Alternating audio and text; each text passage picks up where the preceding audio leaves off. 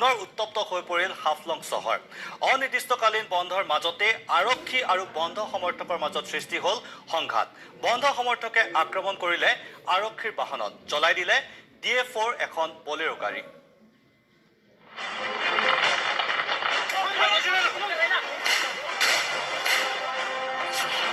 বন্ধৰ মাজতে উত্তপ্ত হাফলং।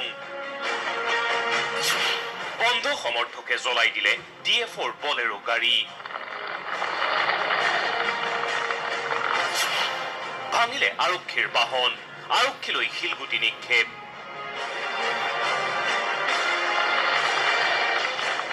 প্ৰতিবাদকাৰীক নিয়ন্ত্ৰণৰ বাবে আৰক্ষীৰ লাঠিচালনা, কন্দুৱা গেছ প্ৰয়োগ। আহত হ'ল কেইবাজনো।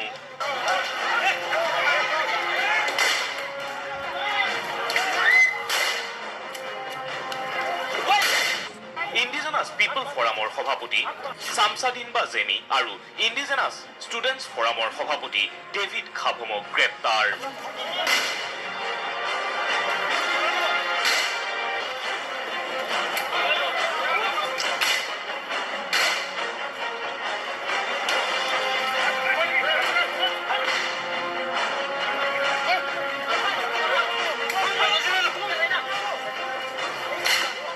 ডিমা হাছাও দ্বিখণ্ডিতকৰণৰ সিদ্ধান্ত অতি সোনকালে কাৰ্যকৰী কৰাৰ দাবীত মঙলবাৰে পুৱা 5 বজাৰ পৰা অনিৰ্দিষ্ট কাললৈ বন্ধৰ আহ্বান জনাইছিল ইণ্ডিজেনাছ পিপল ফৰামে।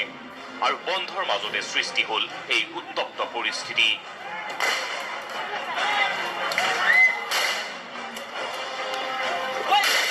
এই বুলেৰোখন হ'ল ফৰেষ্ট ডিপাৰ্টমেণ্টৰ আৰু তাতে নিজে DFO আছিলে, DFO ফৰেষ্ট ডিপাৰ্টমেণ্টৰ আছিলে আৰু বন্ধ সমৰ্থকে এই গাড়ীখন ইয়াতে ৰখাৰ পিছতে ইয়াতে যি এওঁলোকৰ পৰা চাবিটো কাঢ়ি ল'লে বুলি আমি জানিব পাৰিলোঁ আৰু তাৰপিছতে এওঁলোকক খোজকাঢ়ি যাব দিলে আৰু তাৰপিছতে এই বুলেৰোখনত জুই লগাই দিলে।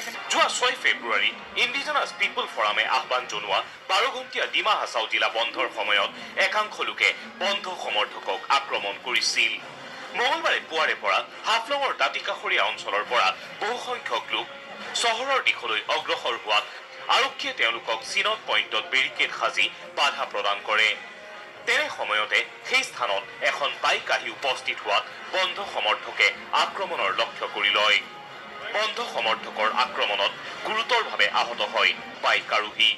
লগে লগে সৃষ্টি হ'ল উত্তপ্ত পৰিস্থিতিৰ।